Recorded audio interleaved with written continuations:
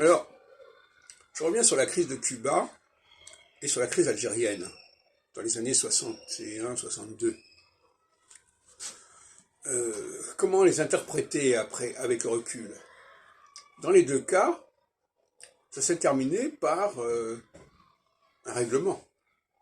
La crise algérienne a abouti aux accords d'Évian en 62, et la crise de Cuba a abouti à un arrangement également avec la Russie, etc. Avec ce qui était à l'époque l'URSS. Donc, en phase solsticiale, on ne va pas vers la guerre, en fait. On va vers la guerre. On peut avoir des éléments qui favorisent cette tendance, mais finalement, ça se termine par des arrangements. Inversement, en phase équinoxiale, on peut penser qu'il n'y a pas de raison d'affrontement,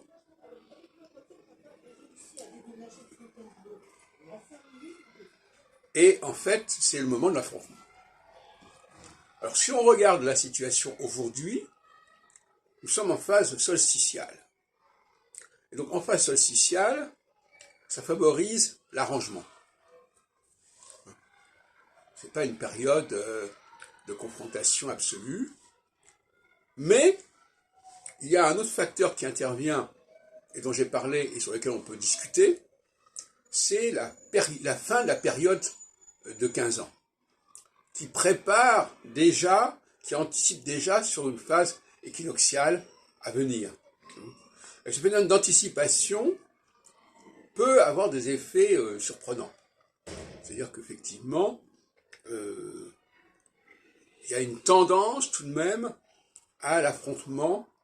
On n'est pas encore dans la phase de l'équinoxialité, mais on y va et éventuellement ça peut avoir des effets.